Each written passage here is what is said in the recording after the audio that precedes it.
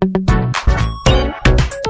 esta mañana compartía el mensaje que en esta tarde quisiera de alguna manera también transmitir a la iglesia, porque creo que tenemos que crecer al unísono. Yo creo que es bueno que toda la familia oigan las enseñanzas y las instrucciones que se dan. Y cuando me preguntan muchas veces por qué hay tan pocos datos, por qué hay tan poca información acerca de la infancia y de la juventud del Señor. Bueno, realmente la Biblia enfatiza los últimos 3 años de su vida.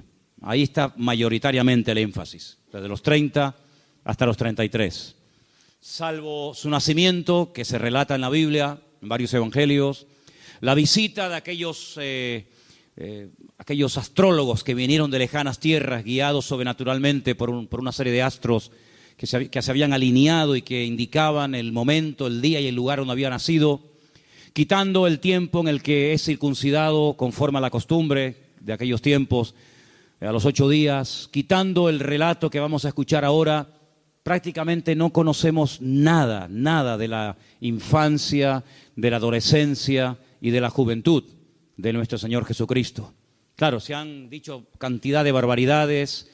He leído libros que dicen que él durante ese tiempo se fue a Egipto a aprender la magia y la astrología de los egipcios. Otros cuentan que se fue a la China y allí descubrió fórmulas mágicas que después él aplicó en su ministerio.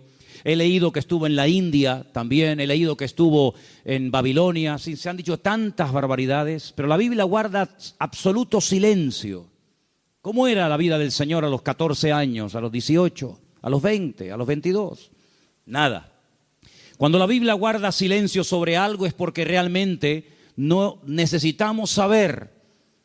No es algo que nos puede cambiar la vida, el saber lo que hizo o no hizo. Hay evangelios que son lo que se llaman evangelios apócrifos. Por ejemplo, en uno de ellos, en uno de tantos evangelios, quiero decirles que evangelios, es decir, biografías de Cristo, se escribieron aproximadamente 2000 evangelios circulaban. Y muchos de esos evangelios, apócrifos, tenían nombres de personajes bíblicos como para darle categoría al escrito, pero realmente no tiene nada que ver. El evangelio de Pedro. Pedro jamás escribió ningún evangelio, jamás. Sin embargo, hay un evangelio apócrifo que circula por ahí que se llama el Evangelio según San Pedro. Pero claro, no es lo mismo decir el Evangelio según San Pedro que el Evangelio según San Juanito, ¿no? O San Antonito. Entonces usaban el nombre de un personaje conocido como para darle caché a la literatura. El Evangelio según María Magdalena. Y tantos que circulan por ahí, el Evangelio de Tomás, el Evangelio de Judas, etcétera, etcétera. Nosotros tenemos solamente 4 evangelios y con eso es suficiente. Toda la información que necesitamos conocer y saber, aquí la tenemos. Y lo que el Señor no quería o no quiere que supiéramos, pues simplemente no lo tenemos en la palabra y no tenemos que complicarnos la vida, ni sentirnos tristes, ni frustrados, porque en la Biblia tenemos la información que el Señor quiere que tengamos. Y la que no quiere que no tengamos, simplemente no está. ¿Estamos de acuerdo, hermanos? Amén. Ahora bien, Jesús se crió en una cultura judía. Jesús no era europeo. Jesús no era latino. Jesús se crió en el seno de una comunidad judía, basada fundamentalmente en los escritos que llamamos vulgarmente el Antiguo Testamento, la Tanaj. Y todo lo que hacían, todo lo que practicaban, todo lo que creían, estaba basado en esas enseñanzas que el Señor había ido transmitiendo a lo largo de los siglos y de las generaciones a través de los profetas, fundamentalmente los mandamientos de la Torá recibidos en el monte Sinaí por mano y conducto de Moisés, ¿verdad? Por lo tanto, cuando vemos que el Señor Jesús es circuncidado a los 8 días, pues es que era normal. Pero es que hasta el día de hoy, hermanos, hasta el día de hoy en Israel, o cualquier judío, da igual si vive en Latinoamérica, en Europa, en Asia o en donde sea, a los 8 días, a todos los niños se les circuncida, el Brit Milá, se les circuncida. Porque es la señal de que esa persona forma parte del pueblo de Israel. La primera persona que recibió la orden de ser circuncidado fue el patriarca Abraham. Él a sí mismo se circuncidó. Él se circuncidó a sí mismo. Gracias a Dios que a mí no me pidió eso el Señor. Pero después circuncidó a todos los de su casa. Y circuncidó a Ismael, que ya tenía 13 años. Por eso los musulmanes también se circuncidan. Pero no a los 8 días, sino a los 13 años. Amigo. Y por eso el Señor Jesucristo, en ese día cuando es llevado al templo, sus padres, que son judíos, de la tribu de Judá, para más Inri, pues tuvieron que llevar un sacrificio muy humilde, porque era gente muy humilde, era gente que no tenía mucho poder adquisitivo, pero fueron al templo a Jerusalén y allí circuncidan al niño, allí le ponen el nombre, lo presentan, por así decirlo, en sociedad y le ponen Yeshua, que significa el que salva, Salvador, ¿verdad? Todos los años, todos los judíos que vivían en un perímetro de 25 kilómetros alrededor de Jerusalén, era lo que había estipulado el Sanedrín, tenían que subir obligatoriamente a Jerusalén a celebrar las distintas fiestas que por orden del Señor tenían que celebrarse en Jerusalén. Leámoslo. Vamos al libro de Éxodo, por favor, capítulo 23. Lo vamos a proyectar ahí en la pantalla para que ustedes también, si quieren, puedan leerlo. Éxodo capítulo 23, versículo 14. 3 veces al año me celebraréis fiesta. La fiesta de los panes sin levadura guardarás. Y dice, 7 días comerás los panes sin levadura, como yo te mandé en el tiempo del mes de Abib, que significa primavera. Porque en él salisteis de Egipto, en la primavera salió Israel de Egipto. Y ninguno se presentará delante de mí con las manos vacías. También la fiesta de la siega, una fiesta que nosotros los cristianos le hemos puesto el nombre o la conocemos vulgarmente como Pentecostés. Significa 50. El nombre original de la fiesta hasta el día de hoy se conoce como Shavuot, que es el plural de la palabra Shavua, que es semana, o Shavuot, semanas. Es una fiesta que se celebra 50 días después del anterior, de la Pascua, ¿sí? Por eso muchos judíos ya se quedaban en Jerusalén para no ir y volver, sino que ya muchos se quedaban, otros se iban, lógicamente. Así que era la segunda fiesta.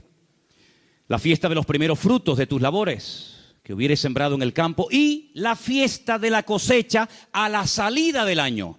¿Sí? Se empieza el año con la fiesta de Pesaj o la fiesta de la Pascua y al finalizar el año, cuando se acaba el año, se celebra la última fiesta de alegría, que es la fiesta de la cosecha.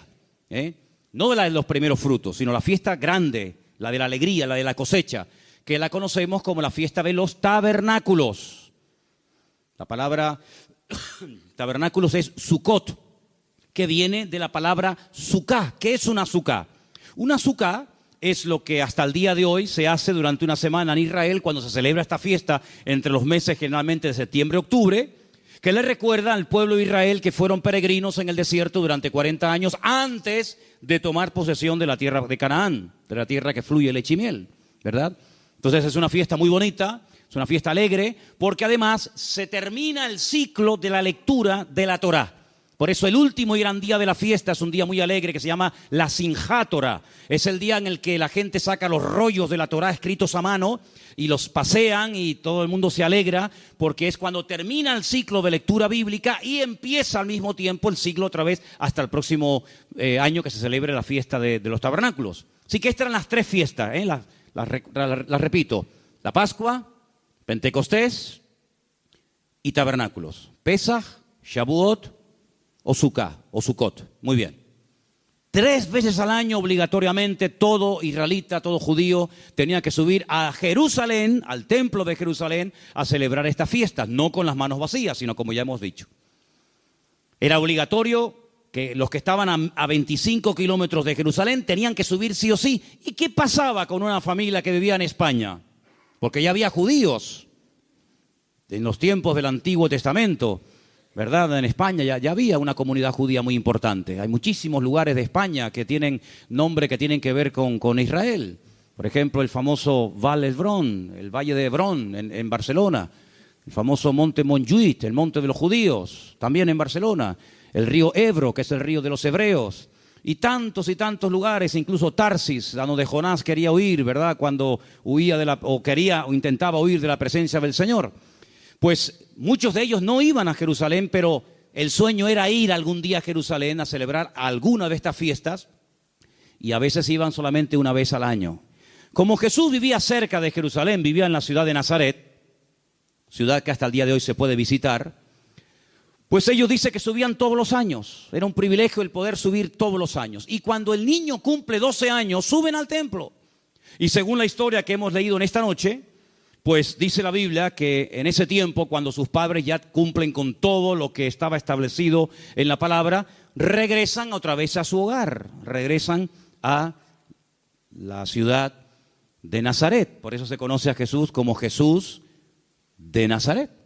Simplemente por eso. No es Jesús de Belén, sino Jesús de Nazaret, porque digamos que adopta el nombre del lugar en el que se crió, aunque él no nació en Nazaret, como todos sabemos. Ahora bien, es interesante ver que esta gente, los padres de Cristo, los padres del Señor, eran practicantes, eran creyentes que practicaban los mandamientos de la palabra de Dios, que por cierto son 600, ¿cuántos?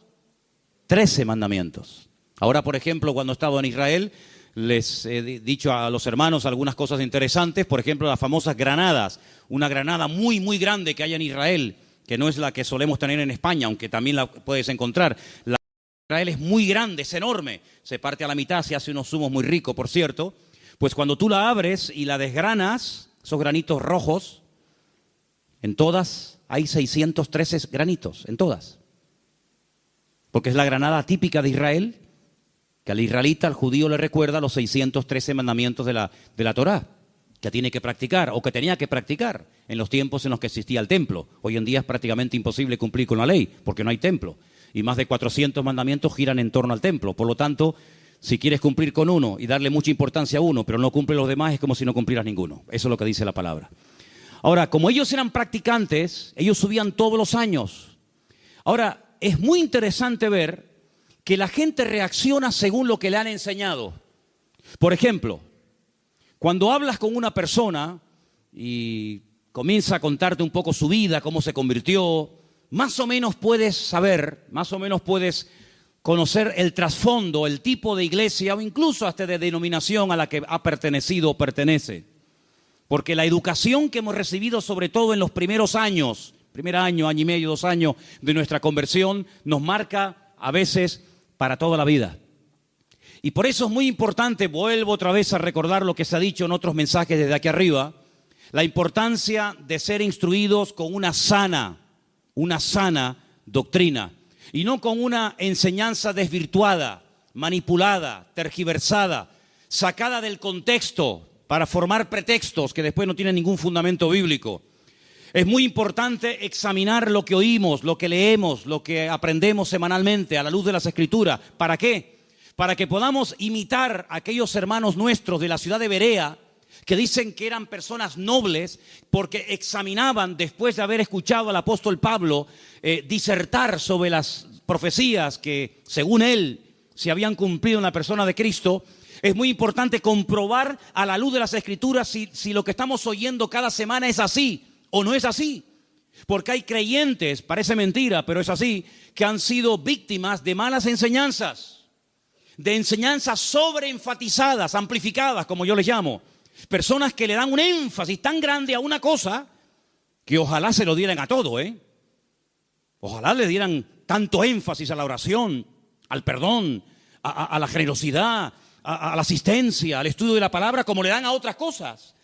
Y eso es como si nos creciera un brazo muy largo y otro se nos quedara raquítico. Sería horrible.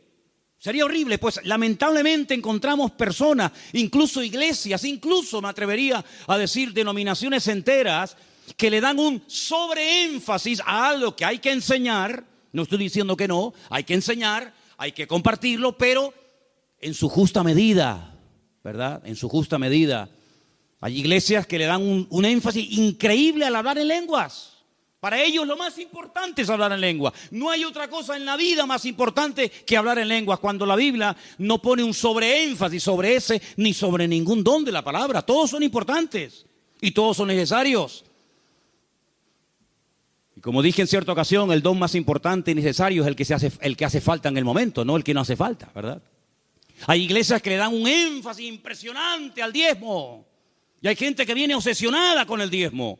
Y ya no tanto, pero cuando venían muchos hermanos de otras naciones y decidían congregarse aquí con nosotros un tiempo, pues, oye, era como si el diezmo era lo que arreglara todo. Si no importa si no oramos, si no nos congregamos, el diezmo. Y es como una obsesión.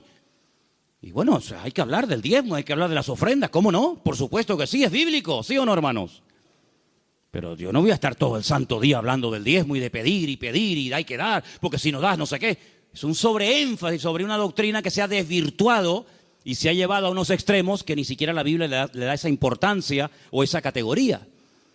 Entonces es muy importante ver cómo en la vida de los padres del Señor Jesús, José y María, eran personas equilibradas, personas que hacían las cosas cuando se tenían que hacer y ya está, y nada más, ¿verdad? Pero hay creyentes que han sido víctimas de enseñanzas manipuladas, mutiladas, amplificadas, etc. Hay gente que ha recibido incluso veneno. Sí, hermano, veneno disfrazado en cápsula de doctrina sana. Veneno que ha entrado en su espíritu, que ha entrado en su mente, que ha entrado en su forma de ser, y actúan, y oran, y viven, y piensan, y reaccionan en base a una falsa enseñanza que ¡pum!, se les coló, y ahí ha echado raíces, y les controla la vida. Gente que está todo el día viendo demonios por todos los lados. ¿Conocen gente así? ¿Conocen gente así? Digo, madre mía, qué facilidad tienen para ver demonios de tal gente. ¿Por qué no desarrollan la habilidad para ver más al Señor? Y para ver la protección y la bendición de Dios. Tanto el día asustado, es que el diablo Pero hija, pero ¿tú quién eres? Es que ni a Pablo lo perseguía tanto el diablo como a ti. Porque han sido víctimas de una enseñanza envenenada. Claro, el otro extremo, ¿cuál es? No, que eso no existe, que no hay diablo, que no hay demonios, que no hay guerra espiritual, que no hay lucha. Ese es el otro extremo, cuidado. Y todos los extremos son malos. Entonces, qué importante es crecer de una forma equilibrada, comprobando a la luz de las Escrituras si los conceptos, las enseñanzas que se transmiten diariamente o semanalmente son realmente así. Y por eso vemos en el Señor que Él subió, no porque era una tradición, sino porque era un mandato del Señor. Era un mandato del Señor subir a Jerusalén a celebrar la fiesta de la Pascua. Pero yo les dije el jueves que en esta historia, que es la única, dicho sea de paso, que tenemos sobre la adolescencia del Señor, aparece una frase que a mí durante mucho tiempo me creó, vamos a decir, entre comillas, un cierto problema. Porque es una palabra que no me encaja en la forma de ser del Señor. Y vamos a leerla. Estamos en Lucas, ¿verdad? Capítulo 2, versículo 48. Dice que los padres, después de 3 días, claro, fue un día de ida, otro día de vuelta, y otro día buscándolo, total 3 días, como los 3 días que estuvo sepultado, ¿verdad? A los 3 días lo encuentran en el templo. Si hubieran empezado a buscarlo en el templo, lo hubieran encontrado el primer día, pero fue el último lugar donde fueron. Cuando le vieron, se sorprendieron y le dijo su madre: hijo, ¿por qué nos has hecho así? He aquí tu padre y yo te hemos buscado con angustia. Con angustia. Qué terrible, ¿no? Cuando estamos angustiados, asustados, nerviosos, preocupados por algo. No es correcto vivir así. No es correcto vivir con esa inseguridad, con ese temor dentro, ¿no? Ellos manifiestan que han estado angustiados. Bueno, en cierto sentido les podemos entender. Perder a un hijo 3 días tiene que ser una experiencia horrible, ¿verdad? Entonces, cuando le vieron se sorprendieron, pero él les dijo, versículo 49, ¿por qué me buscabais? Como diciendo, pero ¿por qué estáis tan preocupados? ¿No sabíais que en los negocios de mi padre me es necesario estar? Y ahí aparece la palabra, y de hecho la tengo subrayada aquí en la Biblia, lo podéis comprobar. En los negocios. Y yo digo, ¿negocios? ¿No suena un poco chocante la palabra negocios en los labios del Señor, sí o no? ¿A usted no le choca? ¿A nadie le choca? Yo entonces me equivoqué de predicación hoy, ¿o no? A mí me choca mucho que el Señor hable de negocios. Porque la iglesia no es un negocio. ¿O es un negocio el reino del Señor? Hay algunos que se toman el ministerio como un negocio y se pegan una vida que vamos, que si no fueran pastores, imagínate, ¿no? Hay gente que se monta la vida cristiana como si fuera un negocio. Pero la vida cristiana no es un negocio, no es una empresa. Entonces, ¿por qué aparece esta palabra? Entonces comencé a estudiar y comencé a indagar. Y tengo que decirles que no aparece en ningún texto. El Nuevo Testamento se escribió en griego, ¿vale? No se escribió en español, ni en inglés, ni en alemán, ni en japonés, se escribió en griego. Y en ningún manuscrito, en ninguno de los que existen en la actualidad, aparece la palabra negocios. En ninguno. Luego tengo que decir que esto fue una pésima traducción. Eso no dice ningún texto. De hecho, hay Biblias. Esta mañana, por ejemplo, en el Puerto de la Cruz, algunos hermanos, mientras yo decía esto, me levantaban la Biblia, como ahora, por ejemplo, y me decían, hermano, en la Biblia mía no pone negocio. Por ejemplo, ¿en tu Biblia qué pone? Asuntos. ¿En la tuya? ¿Cómo que nada? Tiene que poner algo. ¿Está en blanco el texto? No habla de negocios. En la Biblia esta que se llama de la Peshita, que es la traducción del arameo, tampoco aparece la palabra negocios. No sé si por ahí alguna persona tiene alguna otra versión diferente. ¿Qué dice en la tuya? ¿Cómo? Yo debo estar donde está mi padre. Bien, vale. Si la palabra negocio no aparece en ningún manuscrito, entonces la pregunta es, ¿qué es lo que dice? En la casa de mi padre me es necesario estar. Eso es lo que dice el original. En la casa de mi padre me es necesario estar. Me llama mucho la atención porque el Señor Jesús, la última semana de la vida de Cristo es muy interesante, ¿eh? Muy, muy interesante. Está plagada de detalles. Baja de las montañas de Galilea, se va a Jerusalén y dice, por ejemplo, en Mateo 21, vamos a leerlo, Mateo 21, 12, que una de las primeras cosas que hace cuando llega a Jerusalén es ir al templo. La ciudad estaba plagada de peregrinos. Venían de todas partes a celebrar la Pascua. Era una fiesta muy importante, era una fiesta que se recordaba la liberación de la esclavitud de Egipto. Y venían peregrinos, judíos, centenares, miles de creyentes, de judíos de todas partes del país y de fuera del país. Y Jesús se va al templo, y claro, aquello era un bullicio de gente, había judíos de todas partes del mundo, y todos querían comprar su oveja, su cabra, el animal correspondiente para presentar el sacrificio personal. Y cuando el Señor llega al templo, estamos en Mateo 21, ¿verdad?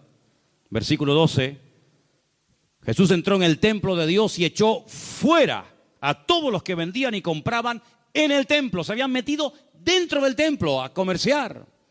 Tremendo, el templo se había corrompido. Y entonces dice que él volcó las mesas de los cambistas. ¿Quiénes eran los cambistas? Pues ahora en Israel cuando hemos ido, pues hemos tenido que buscar casas de cambio para cambiar los euros en shekel. Porque con el euro sí puedes comprar cosas, pero te pueden timar, le pueden poner el valor que ellos quieran. Entonces tienes que convertir la moneda, los dólares, los euros o la moneda que lleves, tienes que convertirla en la moneda del país y con esa compras y vendes y te mueves, que es el shekel. Y los cambistas eran las personas que se ponían con sus mesas y le cambiaban el dinero a los que venían de un país, a los que venían de otro país, a los que les cambiaban el dinero, las monedas, etcétera, ¿verdad? Esos eran los cambistas. Y el Señor dice que las mesas de esa gente que estaba haciendo negocio en la casa del Señor, dice que las volcó. Imagínate un montón de monedas rodando por el suelo, ¿verdad? Volcó las mesas de los cambistas y las sillas de los que vendían palomas. Esto era el negocio, el negocio. Tienen que venir a cambiar y tienen que venir a comprarnos las palomas, las ovejas, los corderos y vamos a forrarnos. Esto va a ser una bicoca, esto va a ser el negocio porque estos pobrecitos vienen aquí y tienen que presentar sus ofrendas. Qué tremendo, ¿no? Qué tremendo. Siempre hay gente que vive de la desgracia ajena o del dolor ajeno. Jesús les dice, escrito está, mi casa, casa de oración será llamada, mas vosotros la habéis convertido en cueva de ladrones. ¿Qué te parece, amigo? Me habéis convertido mi casa en una cueva de ladrones. Un lugar tan sagrado, un lugar donde el Señor depositó su gloria en su momento, Un lugar donde estaba la Shekinah, la gloria del Señor, el centro religioso del pueblo de Israel. Lo habían corrompido de tal manera que la gente hasta por dinero compraba los cargos. Es increíble que siempre tenía que haber un sumo sacerdote, que era el representante del pueblo delante del Señor y al mismo tiempo el representante del Señor para con el pueblo. Ahí tenemos en la entrada de la iglesia una réplica de las vestiduras del sumo sacerdote para que más o menos os deis una idea cómo podían ser, ¿verdad? Pero en aquellos tiempos, en los tiempos de Cristo, no había uno, habían dos. ¿Os acordáis? Anás y Caifás. Uno eran de los fariseos, otro era del grupo de los saduceos, porque competían entre ellos. Unos creían una cosa, otros creían otra. Todos querían tener el poder, amigo, el poder religioso, el poder controlar a la gente, manipular las escrituras, etcétera, etcétera. Una corrupción moral y espiritual terrible. Y el mismo Señor Jesucristo, cuando entra al templo, tiene que limpiarlo de adentro para afuera y volcar las mesas de los cambistas. Yo me he preguntado muchas veces, ¿y Anás y Caifás, los sacerdotes de la época, no se sentían mal cuando veían lo que el Señor vio? ¿No le llamaron la atención a los cambistas ni a los que habían manchado y corrompido el templo? Pues se ve que no. Se ve que esa gente estaba allí porque alguien se lo había permitido. Se ve que esa gente estaba allí como pez en el agua porque los sacerdotes estaban igual o peor de corrompido que ellos. Y quién sabe también si cobraban alguna comisión de paso, ¿verdad? Y no es hasta que llega el Señor que dice, pero ¿no os dais cuenta que esto ya no es mi casa? Que esto, en vez de ser una casa de oración, una casa de comunión, de relación, de intimidad con nuestro Padre, con nuestro Señor, lo han convertido en una cueva, pero de ladrones. Porque la Biblia habla de muchas cuevas. Y había una cueva que era la famosa cueva de Adulán, donde iban los afligidos y los menesterosos y los endeudados y los hechos polvo, diríamos, porque allí vivía un tal David que les ofrecía una seguridad y les ofrecía una esperanza, cosa que el rey Saúl no les ofrecía. Pero sin embargo, en la casa del Señor, en el templo de Jerusalén, pues en vez de ser un lugar de santidad y un lugar de respeto y un lugar de comunión, aquello era un gallinero, aquello era un lugar de negocio, de comercio, una auténtica cueva de ladrones. Y es interesante porque el Señor, cuando tiene 12 años, le dice a sus padres, en la casa de mi Padre me es necesario estar. Y cuando tiene 30 años dice, me habéis convertido mi casa de oración en una cueva de ladrones. Ay, amigo, ¿en qué quedamos? ¿Es la casa del Señor o es la casa de Dios? Porque Él dijo a los 12 años, en la casa de mi Padre me es necesario estar. Y cuando tiene 30 años dice, mi casa me la habéis convertido en una cueva de ladrones.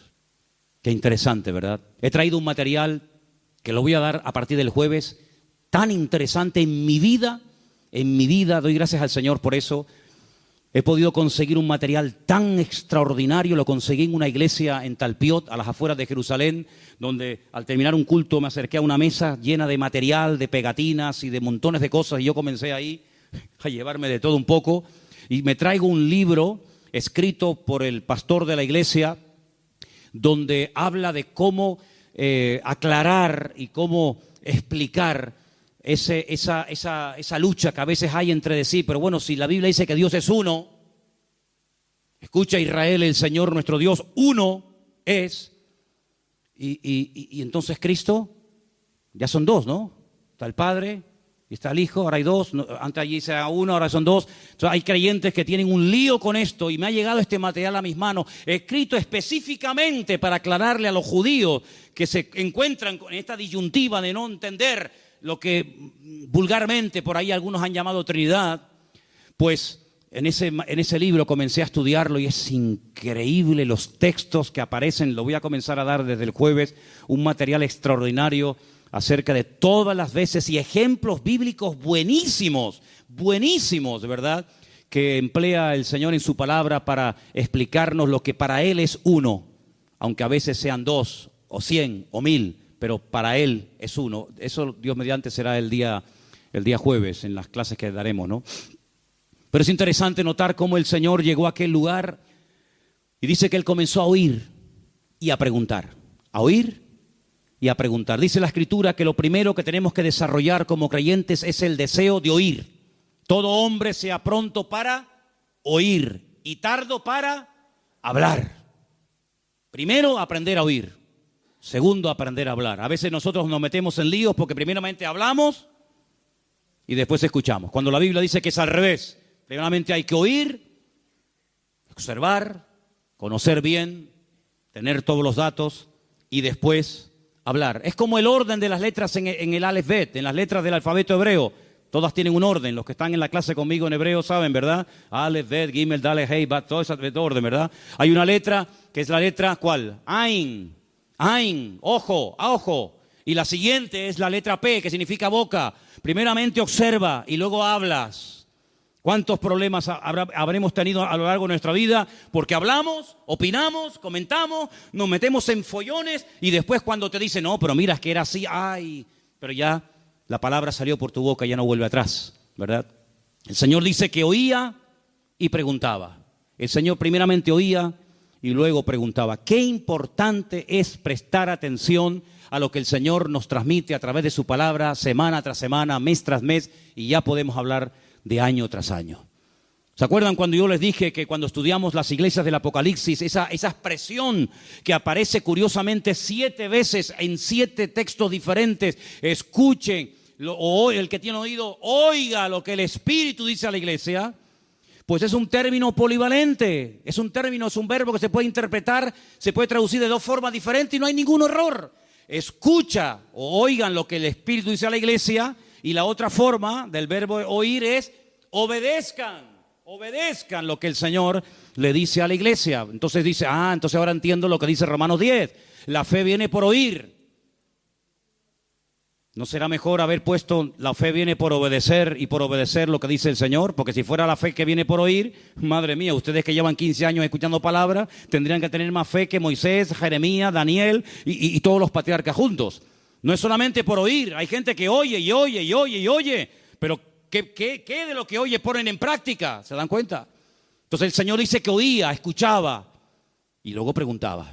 Y por eso es muy importante, repito, oír atentamente, incluso hasta tomar nota. Sí, hermano, tomar nota, yo lo hago. Tomar notas. Pero también preguntar. No te vayas nunca con dudas en tu corazón.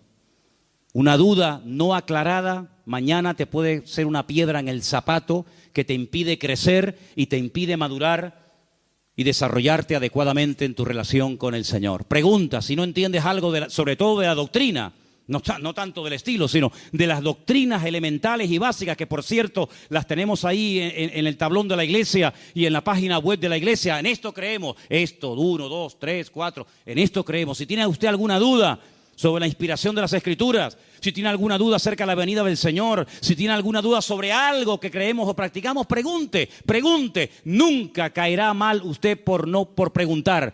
En todo caso, nos molestará que nunca pregunte nada, ¿eh? Así que pierda el temor a preguntar, a indagar, a saber y a averiguar. Ahora, quiero hacer notar algo muy interesante. Él dice, en la casa de mi padre me es necesario estar. ¿Cómo es posible que con 12 años tuviera tan claras las ideas y supiera dónde y dónde no tenía que estar? Con 12 años. Ahora, tenemos que trasladarnos, cuando yo les he dicho muchas veces que la Biblia se escribió en un contexto cultural completamente diferente a nosotros, es muy importante conocer ese contexto. ¿Se acuerdan cuando estudiamos hermenéutica? Uno de los puntos principales para interpretar adecuadamente un texto bíblico, un pasaje bíblico, es situarnos en el contexto de la época. Un niño de 12 años no es un niño de 12 años aquí en Tenerife, aquí en España. Un niño de 12 años hoy por hoy en Israel es responsable ante Dios y ante las autoridades de sus actos. Es más, un niño de 12 años en Israel, si comete un delito, puede ser condenado exactamente igual que una persona adulta con 18, 20 o 30 años, porque se le considera a partir de los 12 años responsable. De hecho, hay niños que están cumpliendo condenas de más de 20 años por delitos que han cometido a esa edad. Por lo tanto, allí se madura muy pronto. Aquí se madura muy lento. Aquí hay hijos que todavía tienen 40 años y aún no se han ido de la casa de los padres. Cuando yo veía a Yoseli hoy dándole el pecho a la niña, digo, prepárate, amiga, porque capaz que vas a estar así hasta los 40. ¿Qué te parece? Con 12 años en Israel ya eres un bar mitzvah, ya eres un hijo del mandato, ya eres responsable ante Dios y ante los hombres de tus acciones y de tus actos. Eso de que de tales es el reino de los cielos, de que los niños hasta los 12. A partir de los 12, amigo, ya eres responsable de tener tu relación con el Señor, de tener tu propia Biblia, de orar, de venir a la iglesia, de congregarte, de involucrarte y no depender siempre de papá, de mamá, de la llamadita, del líder de jóvenes, del pastor, de fulano, de mengano. Ya con 12 años, venga, a caminar, amigo. A los 12 años se le dice al niño, ya puedes bajar de ahí arriba, del balcón de mamá, y ya te puedes meter aquí en el culto con los hombres, y ya puedes votar, y ya puedes opinar, y ya puedes hacer olé, ya puedes subir arriba a leer la palabra, y ya eres un hombre a los 12 años. Por eso el Señor a los 12 años era más adulto que muchos con 30 hoy en día. Y por eso Él tenía su identidad claramente establecida, cosa que algunos todavía no tienen claramente establecida. Hay personas que todavía están mirando a izquierda, a derecha, delante, detrás, a ver cuál va a ser su modelo, a ver a quién van a imitar, a ver cómo me voy a cortar el pelo, a ver de qué medida me lo voy a poner, a ver qué tatuaje me hago, a ver con quién me identifico, con el motero, con el punky, con el siniestro o con quién me identifico, porque todavía no han encontrado su lugar en la vida, todavía no tienen una fuente de... Yo he predicado hace poco, ahora cuando estuve en Italia y en Suiza, predicaba, digo, hermano, toda iglesia tiene que tener bien clara cuál va a ser su fuente de identidad, su fuente de inspiración. Y creo que nuestra fuente de inspiración y nuestra identidad la tenemos 100% en Cristo Jesús, nuestro Señor nuestro. ¿Cuántos dicen amén? Por eso el imitar a fulano, imitar a mengano, cómo ora, cómo predica, cómo se mueve, es lo más ridículo del mundo. Entra en tu aposento y tu Padre que te ve en lo secreto te recompensará en público. Una de las cosas que tenemos que orar y pedirle al Señor, y si puede ser antes de que termine este año, que ya está a la vuelta de la esquina, mejor que mejor, es decir, Señor, quiero saber a qué me has llamado, cuál es mi lugar, cuáles son los talentos que tengo y lo que no tengo. Con todo respeto, digo esto ahora. Ahora vino el barco, gloria a Dios, ojalá viniera más. Ahora todos se quieren ir al barco. Mañana viene el avión y todos se quieren ir con el avión. Y mañana viene un submarino cristiano y todos se quieren ir con el submarino cristiano. Y mañana viene un cantante famoso y todos quieren ser como el cantante famoso. Y pasado viene... hermanos, gloria a Dios por todos estos ministerios. Gloria a Dios. Yo me alegro muchísimo y me alegro mucho de que los jóvenes... Después le pedí a Saray que diera un breve testimonio porque los jóvenes de esta iglesia, y estamos muy contentos por ello, creo que han tenido una buena participación y un buen ejemplo y otros hermanos también. Cuando digo jóvenes, métanse ustedes también, me refiero a ustedes también, hermanos. ¿Sí? Pero hermanos, no tenemos que ser niños fluctuantes. El niño le regalas un cochecito y está loco, pero en cuanto le presentas una moto, ya hace así, dice, el cochecito o la moto. Y mañana le presentas una trompeta y pasa una batería, porque todavía no tiene claras sus ideas. ¿Tú las tienes? ¿Tú tienes claras las ideas? ¿Las tienes claras? ¿Motero? Gloria a Dios, amén. Te compras una Harley Davidson, te vistes como te tengas que vestir. Si ese es el lugar que Dios tiene para ti, sé el mejor motero del mundo y sirve al Señor en ese terreno. Pero ¿y si ese no es tu terreno, amigo? ¿Para qué te compraste la moto? ¿Te pusiste el parche? ¿Para qué? ¿El Señor quiere que seas músico? Pues prepárate y estudia y aprende y practica y saca callos y suda, lo que haga falta, pero sé ese músico para el cual el Señor te llamó.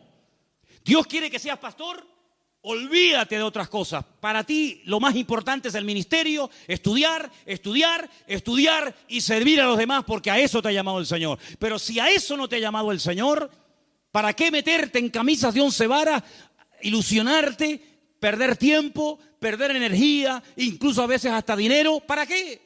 Qué hermoso es saber a lo que Dios nos ha llamado y a lo que Dios no nos ha llamado.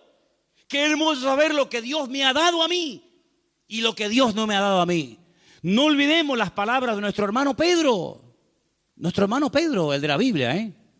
No están pensando en otro hermano Pedro que por ahí tenemos en Tenerife otro, ¿no? El hermano Pedro, el de la Biblia. No tengo ni plata ni oro. Pero ¿cómo puede ser que un ministerio que predique y en una predicación haga así y en el primer llamado gane a 3,000 almas y no tenga recursos económicos? ¿Cómo puede ser un hombre que va por la calle y sin querer, cuando pasa con la sombra, el Señor se glorifica y algunos enfermos son sanados, y semejante ministerio no tiene ni plata ni oro? Pero si hoy en día hay gente que en el ministerio, hermano, no saben hacer ni la O con un canuto y se pegan una vida que hermano, ni un artista de Hollywood. Y este hombre que tiene la gracia del Señor, que ha caminado por encima de las aguas, que ha visto milagros, que ha visto a Elías, que ha visto a Moisés, que ha hablado con ellos, que ha visto cosas tremendas que ninguno de nosotros hemos visto jamás y probablemente nunca veremos. ¿Cómo es posible que llegue a la puerta donde va a entrar al templo y le diga a un mendigo que le está pidiendo dinero: no tengo, no me pidas dinero porque no tengo ni plata ni oro? Es que era la verdad. Y no tenemos que tener vergüenza de reconocer lo que Dios no me ha dado, porque probablemente el que esté sentado al lado tuyo tenga lo que tú no tienes. Y es un complemento que Dios ha puesto a tu lado. Dios le ha dado a Elena dones que yo no tengo, pero Dios me ha dado dones a mí que ella no tiene. Y ahora vamos a pelear y a discutir. Yo una vez oré por una persona que estaba enferma y a los 3 días se murió. Y Elena ha orado por mí cuando he estado asfixiado y muy mal, y me he sanado así, al momento. ¿Qué quieres que te diga? Cada uno tiene su don, cada uno tiene su terreno. Por eso Pedro dijo: no tengo plata ni oro. Si ustedes creen que nosotros los discípulos, por haber estado con el Señor y por tener congregaciones de miles y de miles de personas, nadamos en la abundancia, os equivocáis rotundamente. Pero tenemos otras cosas que ni con todo el dinero y el oro del mundo se pueden comprar. En el nombre de Jesucristo, levántate y camina. Aleluya. Y ese hombre fue transformado y cambiado radicalmente. Tú sabes lo que tienes hoy en el Señor. Oye, que hoy es día 11 de diciembre, ¿no? Es 11, ¿no? 11 de diciembre, casi se nos va el año. Y en este año, ¿cuántas Biblias has repartido? ¿Cuánta gente has ganado para el Señor? ¿Cuánto tiempo has invertido en el reino? ¿Cuánto tiempo has invertido en tu empresa, en tu negocio y en el Señor? Un desequilibrio increíble, eso se tiene que compensar de alguna manera. Es como un barco, si le ponemos toda la carga a un lado al barco, es un peligro. Uno de los grandes peligros que hay en la navegación, cualquiera lo sabe, es que la carga se puede ir a un lado y se escore el barco y se dé la vuelta. Por eso la mercancía, los barcos tienen que llevar la mercancía amarrada para que no se mueva. Y a veces en nuestra vida hay tantas cosas que se siguen moviendo. A veces perdemos la victoria tan fácilmente. Y yo digo: pero Señor, con lo que te costó a ti obtener la victoria para nuestra vida, la salvación de nuestra alma, y lo fácil que algunos pierden la bendición. Antes que me olvide, estuve con este chico que va a venir dentro de poco, si Dios quiere. Seguramente nos está viendo ahora desde la ciudad de Beersheba, allí en el sur de Israel, en el desierto del Negev, donde vivía el patriarca Abraham, nuestro hermano Guido. Contándome su testimonio ahora que estuvimos allí con él en Tel Aviv, me contaba en medio de su testimonio, un testimonio tremendo. Dejó drogas, bueno, ya lo van a escuchar. Hay un momento en el que en su testimonio me dice: y también dejé de fumar. Digo: oye, una pregunta. Porque él mismo me dice en su testimonio que la droga la dejó así, fácil. Y las cosas que hacía, que eran terribles, que ya las escucharán de su boca, así. Pero dice: con el tabaco tenía una lucha, Manolo. Pero lo dejé. Y entonces cuando él me cuenta esto, yo le pregunto: ¿y cómo lo dejaste? Me dice: pues te voy a contar algo. Dice: cayó en mis manos un libro que lo escribió un señor que fumaba 3 cajetillas diarias durante un montón de años. Y un día se plantea el hecho de dejarlo, pero no solamente dejarlo, sino ayudar a otros fumadores. y creó un método, no me acuerdo ahora cómo se llama, y ese método lo escribió en un libro. Y me dice, ese libro cayó en mis manos y aún no lo había terminado de leer y ya no probé nunca más el cigarrillo. Y le digo, dame ese libro ahora mismo. Cuidado, no es porque yo fume, ¿no? Como estoy yo garante como para fumar ahora. Y le digo, dame ese libro. Entonces me lo mandó por ¿cómo se llama eso? PDF. Yo veo que ustedes están puestos en eso. En PDF. Entonces, lo he imprimido, se ha imprimido arriba y quiero ofrecerlo a los hermanos de la iglesia. Es un material increíble que he traído de Israel. Él dice en el libro que fúmate este último cigarro con todo el placer del mundo porque va a ser el último que vas a fumar. Incluso él tiene escuelas, tiene talleres donde dice, y si después de hacer lo que yo te digo no lo dejas, yo te devuelvo el dinero. Entonces yo digo, ¿eso tiene que ser una bomba? ¿Eso tiene que ser una pasada? Entonces lo tengo, para no preguntar ahora públicamente nada, porque eso es una cosa muy personal. Si después del culto algún hermano o hermana dice, mira, yo lo voy a leer, pero me dijo, tienes que leerlo todo, ¿eh? Tienes que leerlo todo. Digo, vale, yo se lo diré a los hermanos que lo lean. Yo ya lo tengo ese material y oye, por probar, ¿no? Por probar no se pierde nada. ¿Estamos de acuerdo? ¿Estamos de acuerdo o no? Amén. Termino. Vale. El Señor Jesús dice que cuando sus padres lo encuentran, le dicen, la casa de mi padre es donde yo tengo que estar, porque él era donde más a gusto se encontraba. Yo les quiero preguntar a todos los jóvenes que están aquí esta tarde, y también a todos ustedes, hermanos, ¿ustedes disfrutan cuando vienen aquí a la iglesia? ¿Disfrutan? ¿Les gusta venir? Amén. No lo pierdan nunca, ¿eh? No lo pierdan nunca. El día que a mí no me guste predicar, el día que a mí no me guste estar aquí, no puedo estar, porque estaría fingiendo. Que ese deseo de venir, de disfrutar, de escuchar, de aprender, de participar, de colaborar, en lo que sea, que nunca se vaya de tu vida. Amén. Y si ves que se te está apagando, ora al Señor y recupera ese fuego, porque es una de las cosas más bonitas que como creyentes tenemos. Decir, tengo ganas de ir a la iglesia. Y el culto ahora empieza a las 6:30, yo a las 6 estoy allí. ¿Y qué hay que hacer? Yo el primero. Si con 12 años él tenía este deseo, ¿cuánto más nosotros? Pero quiero terminar leyendo los 2 versículos que mi hermano Luis, ¿dónde está Luis? Que mi hermano Luis allá arriba en el balcón me dejó para que yo leyera. El 51 y el 52. ¿Podemos proyectarlo ahí? Dice, descendió con ellos y volvió a Nazaret. Podía terminar ahí el texto, pero añade algo muy interesante. Dice, y estaba sujeto a ellos. Y su madre guardaba todas estas cosas en su corazón. Y Jesús crecía en sabiduría, en estatura y en gracia para con Dios y para con los hombres. Fíjate tú qué datos tan interesantes nos da la palabra, ¿eh? Vuelve a Nazaret, pero no diciendo, como ese niño que le dice, ven aquí. Y el niño viene, pero va llorando por toda la calle. A veces yo he visto madres que pasan por aquí, por enfrente de la iglesia, y vienen con el niño dando gritos desde la esquina y llegan al recinto ferial y aún sigue chillando el chiquillo. No con esa actitud.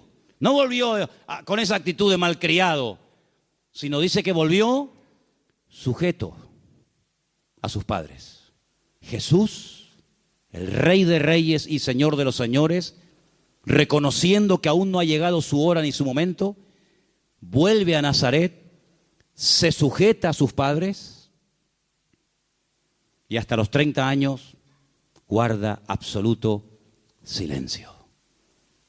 Qué acto de humildad, ¿verdad, hermanos? Qué acto de humildad. Se sujetó, se sometió a sus padres. ¿Y tú a quién te sujetas? ¿A quién te sometes tú? ¿Quién es tu cabeza? ¿Quién es tu autoridad espiritual? Una de las preguntas que le hago muchas veces a algunas personas es, ¿quién es tu pastor? ¿Quién es tu pastor? Y alguno me responde, no, el Señor es mi pastor. Digo, ya. Si el Señor fuera tu pastor, tú también tendrías un pastor en esta tierra.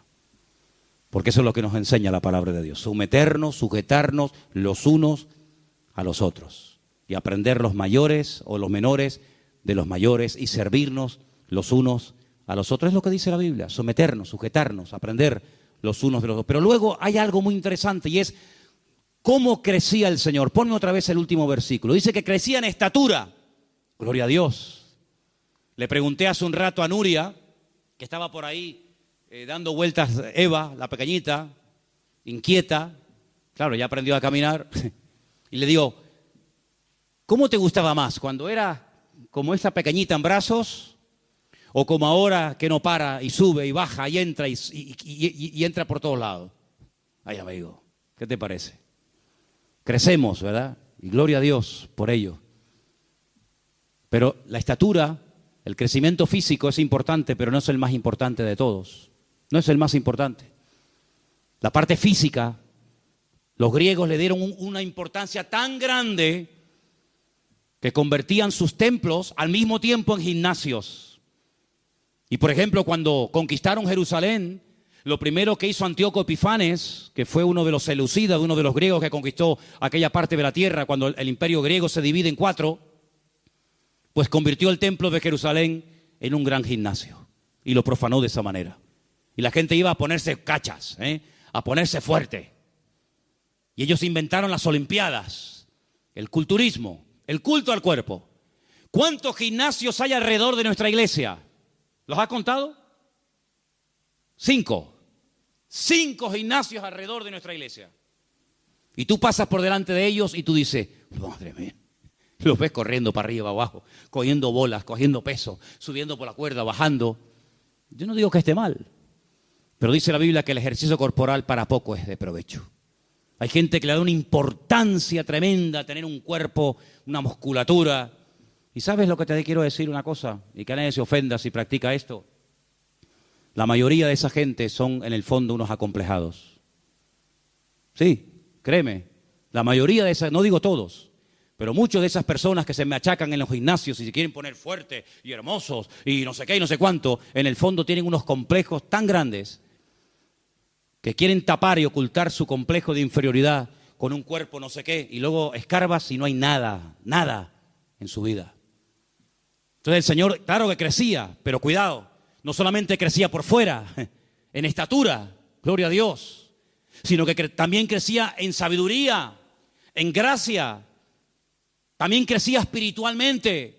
Y es lo que tenemos que buscar todos y cada uno de nosotros. Porque ¿de qué sirve que físicamente tengamos un cuerpo espectacular si luego espiritualmente somos enanos y no tenemos comunión y relación con el Señor? No tenemos que imitar ni machacarnos en un gimnasio horas y horas y horas. Ay, amigo, si en vez de desperdiciar tanto tiempo haciendo carreras y atletismo y levantando pesas y comiendo basura, invirtieras ese tiempo en oración, en presencia y en relación con el Señor, qué diferente sería tu vida. Qué diferente sería tu vida. Por eso el Señor crecía de una forma integral, crecía equilibradamente. No era una persona con una apariencia física espectacular como Saúl, ¿os acordáis? Saúl, ¿cómo era? Saúl lo miraba y decía, madre mía, qué hombretón, el más alto de todo Israel. Y espiritualmente, un desastre, pero físicamente espectacular. ¿Cómo era Absalón? ¿Os acordáis de Absalón? Hemos estado ahora recientemente en su tumba, allí en Jerusalén. ¿Cómo era Absalón? Dice que desde la cabeza, desde la coronilla, hasta la planta de los pies era sin defecto. Hermoso, algo espectacular. Una melena que ni el león de la metro, hermanos. Se la cortaba una vez al año porque sé que le molestaba. Claro, presumía de tanta cabellera, y dime de qué presumes y te diré de qué careces. Al final la cabellera se terminó convirtiendo en su enemigo. Y dice que un día cabalgando en un bosque quedó colgado por los pelos y allí lo mataron. No estoy diciendo que si te dejas crecer el cabello te vas a quedar colgado, pero, amigo, hombres espectaculares, hombres que tú decías, madre mía, este hombre tremendo. Sin embargo, espiritualmente, ¿cómo eran? Personas que no habían crecido ni habían madurado. El Señor crecía por fuera, por dentro, delante de Dios, delante de los hombres, un crecimiento equilibrado. ¿Estamos creciendo, hermano? Yo les pregunto, hermanita, escúchame, ¿estás creciendo? Jóvenes, ¿estáis creciendo en el Señor? ¿Estáis cada día más fuertes, más robustos en Cristo? ¿Tenéis las ideas claras? ¿Estáis creciendo? carácter, en integridad, en compromiso. Se te puede decir algo, te enfadas y te vas de la iglesia cuando te dicen, no, mira, ahora no hagas esto. No me voy. ¿Estás creciendo? Oye, es 11 de diciembre, ¿eh? Es 11 de diciembre. Has tenido enero, febrero, marzo, abril, mayo, junio, julio, agosto, septiembre, octubre, noviembre. Y ahora te quedan nada, dos días y todavía peleando con el horario, con tu carácter, con tu impulsividad, con tu genio, con tu orgullo. Hermanos, tenemos que crecer. Tenemos que madurar. No vamos a afectar a esta ciudad si no crecemos y si no maduramos. La maldad está creciendo, ¿sí o no? Tremendo. La maldad está creciendo, pero es que la iglesia tiene que crecer más rápido que la maldad. Nosotros tenemos que crecer más rápido que el pecado. No puede crecer más la homosexualidad que la iglesia del Señor. No puede crecer más la drogadicción. No puede crecer más la maldad en la ciudad que nosotros como pueblo de Dios. Cada día tenemos que crecer y madurar más. Y cada día tener más paciencia y más amor y más perseverancia. Esa es la voluntad de Dios para todos. ¿Cuántos dicen amén? Claro que a los 12 años dejaba con la boca abierta, pero no era el tiempo. Una vez me pusieron un vídeo, y termino, de un niño, el niño predicador. Lo habéis visto, ¿no? Hay por ahí, por YouTube, algunas predicaciones de este muchachito. Sí, muy bien. Pero ni el Señor Jesucristo con 12 años empezó su ministerio. Sino todo tiene un tiempo en la vida. Todo tiene un tiempo en la vida. A los 12 años dejaba con la boca abierta a los doctores de la ley en Jerusalén. Pero los padres le dijeron, para casa. Y se sujetó a sus padres y hasta los 30 años no volvió a abrir la boca. Hasta los 30 años. Aprendió a esperar. Aprendió que llegara su momento. No te precipites. No te metas donde no te ha llamado el Señor. Porque hay momentos en los que nosotros podemos meternos en terrenos y en ambientes y en circunstancias en los cuales nosotros, con nuestra experiencia y con nuestra etcétera, podemos abrirnos camino. Pero cuidado, dejemos que el Señor vaya adelante, hermanos. La nube que dirigía al pueblo iba adelante, el pueblo iba detrás. Y cuando la nube se paraba, el pueblo se detenía y acampaba y hacía noche. Y a veces se detenía un día, otras veces un año.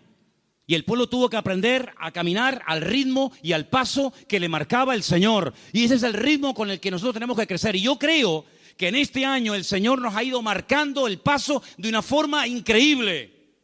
Y he visto que muchos se han esforzado y han caminado y han crecido y han ido al ritmo que el Señor le ha ido marcando las pautas y los tiempos en nuestra vida y en nuestra congregación.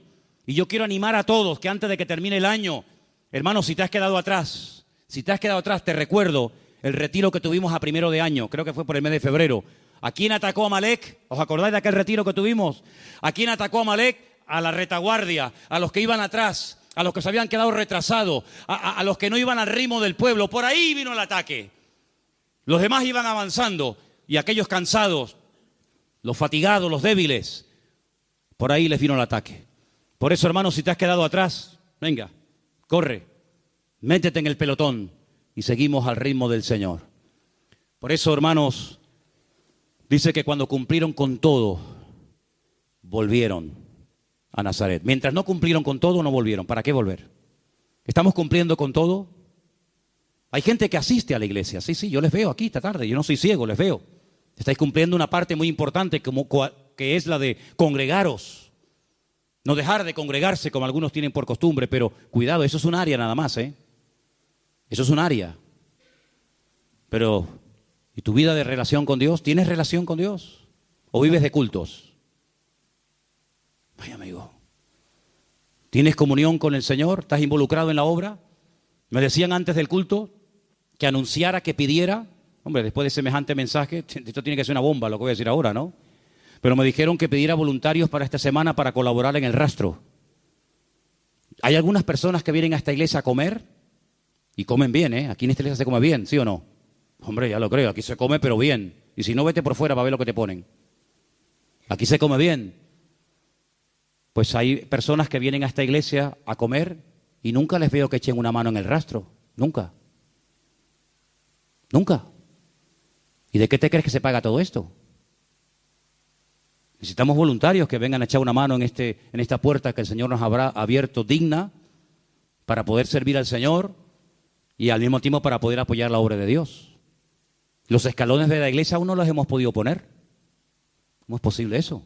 ¿Cómo puede ser eso? Hay 2 meses en el año en el que la iglesia se desmadra. Uno es en el verano y otro es en esta fecha de diciembre, donde regalo va, regalo viene, regalo para el abuelo, regalos para el tío, regalo para el niño, regalo para la mamá, regalos para fulano, regalos para mengano. ¿Y qué le vamos a regalar a la obra del Señor en este año? ¿Qué le vamos a regalar? ¿Qué le hace falta a la obra? ¿Qué le hace falta a la obra? Yo mañana quiero comprar 100 Biblias y por fe las vamos a comprar. Yo quiero ver terminadas esos escalones. Entonces todos y cada uno de nosotros, hermanos, tenemos oportunidades cada día para demostrar nuestro crecimiento y nuestra madurez. Viniendo, hombre, faltaría más que no vengas, eso es el mínimo. Pero hermanos, vamos a involucrarnos. El día 25 tenemos una oportunidad de oro para que cada uno de los que estamos aquí esta noche, que somos bastantes, para que cada uno de nosotros pudiera traer uno. Bueno, si cada uno de nosotros trajera una visita ese domingo, no cabríamos aquí. Pero vamos a orar para que Dios ponga en nuestro camino personas que vengan el domingo contigo y oigan el mensaje verdadero del Evangelio. ¿Cuántos dicen amén? Así que, hermanos, manos a la obra. Menos siesta y vamos a involucrarnos en las cosas del Señor. Amén. Muchas gracias porque hasta aquí hemos sentido tu bendición, tu presencia. Gracias por este testimonio de cómo se está alcanzando a este sector de la población tan necesitado como es el de los moteros. Pedimos por este ministerio que tú lo sigas usando, que se extienda tu palabra en ese mundo, en ese gremio, y que muchos, Señor, pasen de muerte a vida y conozcan la verdadera libertad, que es conocerte a ti, Señor. Pedimos que bendigas ahora las clases donde los niños van a ser instruidos en tu palabra y también a nosotros. Bendícenos y háblanos a través de tu palabra. Oramos por los hermanos que están en este momento en directo, viendo y escuchando también este culto y que están a punto de escuchar este mensaje, esta enseñanza. Pedimos, Señor, tu dirección. Pedimos que tú nos ayudes en el día de hoy y que salgamos de aquí renovados y fortalecidos en la fe y con tu bendición y con tu gracia. Te damos gracias por todo en el nombre de tu amado Hijo Jesús. Amén.